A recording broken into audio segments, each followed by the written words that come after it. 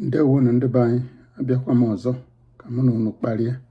Ana m ekene nwoke na-ekene nwaanyị, na-ekene onye elu na-ekene onye ana, wee na-asị na ọ ga-adịla anyị niile na mma. Ịma na chanel anyị a na-ekwu maka ife gbasara ndị Igbo, otu anyị si ebi ndụ. So ife anyị nwere ikwu tata bụ na otu anyị ndị Igbo bụ travelers, ndị Igbo bụ ndị njem, na anyị na-eje njem na-agagharị ụwa niile ebe anyị abata na anyị mepee ụzọ. Onye Igbo gbagodola aka bata na obodo, o nwere onye babunu nye arụ ịtọ ma ịnọ, ewu progresi ọ na-aga n'iru, ị na-ajụ kedu onye amara na-ajụ kedu ka kabasi wee mie ka o si dị. Ọ bụrụ onye ọbụla ga-emenwu ya, ọ bụrụ mba niile ejenwu n'obodo wee jenụrụ luo mepee ụzọ ma ọ riwe nri nọrọ ọfụma. Ịghọtago? Mana ọka ndị Igbo na chibesi wee dị ibe abụọ na talichi, ọ bụrụ majik ka a na-eme. Ndị Igbo bụ mba na gbasiri ike, Chineke kesiri ike. Ịghọtago? A na-agba mbọ. Onye Igbo anara agbakọta mbọ si n'ike agwụ ya, o nwere. Ịghọtago? And onye nwe merie na ịbịa bikos na anyị na-eme ngagharịrị nne.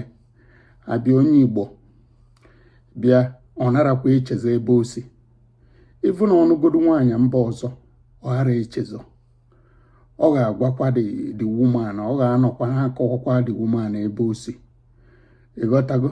And o eme ekiriri chọ ọbụla nwaanyị na-asụ asụsụ na-emekwe kọlchọ ebe o si, dunetekwu onye n'ụlọ, maka onye Igbo anara eje chezo ebe o si. Ofu iwe ji wee mara anyị. Ịghọtago? Na anyị na-eme ngagharị, uche anyị dị eri nne. Ịghọtago? Arụ one sọkwara ya dụ. And ibe onye ọbụla bụ onye Igbo bụ n'obi bụ ọkpata akụ oluo ụlọ, maka na etipikal Igbo man bụ iwe na-abọ, bụ iwe onidi n'ụwa ya, pride and identity. Anyị dị pride, anyị nwere ezigbote pride, anyị dị too proud. Ịghọtago? Onye ka eji aga abịa onye Igbo. Ana m anụba ịmagolo ibe a na-ekwu asị na ndị Igbo bịara lụọ ụlọ, lụọ nnukwute ụlọ, lụọ tugbuo nnukwute ego, rafia ngwele na oke ebilinia wee jekwe na township ebe ha bi nọlụ, ọ jee n'obodo oyibo ma onye n'igwe aba anọ na were achụta anya bụ ego wee jee ebe ahụ nọlụ, rapụzi anya bụ ụlọ, ikezikwebe anata ofu nnata ma ọ nnata na abụ ị na-eyie. Ịghọtago? Mana n'uche m, ibe onye Igbo ji wee lụ ya bụ na ọ bụ to identify him. One, na oburu ebu. Two bụ na onye gata ọ na-asị na-ekwe na ọkwa Okeke lụrụ ụlọ, na ọkwa Okafọ lụrụ ụlọ na na-ebie, nke nọ South Africa, nke nọ India, nke nọ America, nke nọ Europe, n'ọnwụ ya dị ebe a. Mgbe ọ na-alụ ya, obi edu ya na ọ ara anata ebe ahụ bịa bili. Ọ na-ebizi ebe ahụ biznes ya eme gịnị? Mana abịa ụfọdụ a na-aghọta ya mba na o metere ya ka o siri emetie, nyanwa chụtara nyawa ego. Ịghọtago? Andọ ụnụ ya ka ọ bụ. Ụfọdụ bịakwa basị na ụmụ ya ga-ebikwa n'ebe ahụ. Ọ nwere ọkwa ofu ibe ahụ, ọ bụgodo ụlọ ọ nọzi ndụ, ụmụ ya ga-ejikwa ebe papa lụrụ ụlọ wee mara bebe, ma ọgụgodo uri na ba mara ebe si bajụvakwa ese asịba nene ụlọ nnaba. Ịghọtago? Bikos mụ aghọtara nke bụ na onye nwe bịa asị na ọ ga-anata na ebe obi na ọsọpụ zụrụ ịlụ nnukwute ụlọ ahụ, o ji wee gbanwanụ na-eji wee bịa. Mba, onye Igbo na-alụ ya uche edu ya. Ọbịa bụrụ na ebe ahụ obi na obi segheriri arụ. Ndị Igbo na-ala ike ibisegheri ya arụ, ma wee bi n'elu ma wee bi n'ana. Obi iwe eji wee mara anyị. And onye ka m ji wee sị na data ụlọ ọlụ ebe ahụ identity and the pride too. Because na ọ chọrọ ebe ọ ga-ana, ọ bụgodo ụlọ ebe ọ ga-anata once in 5 years. Ọ bụrụ ebe ọ ga-aga ọ nata, ọ chọrọ ebe ọ ga-ana. Onye Igbo anara akọ ụdị akụkọ ahụ.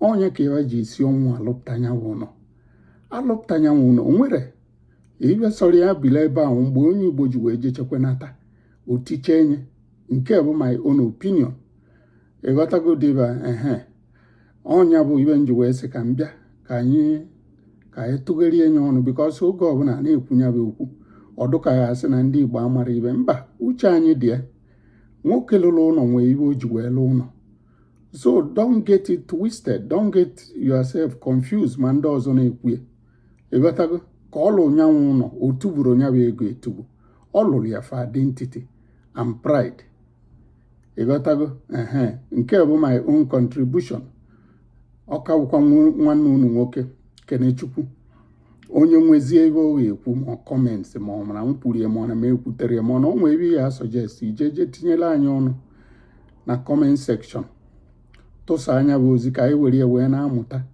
ebe anyị si mara na anyị bụ a strong race ịghọtago because enwere some mix up thinking and the belief enwere na ana Igbo adụchara right ma ndị ezi bịara na-akọwala anyị ka anyị ga-esi wee bi ndụ ịghọtago so na ọnyanwa onye nwe ozi ya jee na comment section onye agwalụkwe agwakwu ya ọzọ ngwa ka ọ dụ na ihe enwe na the next video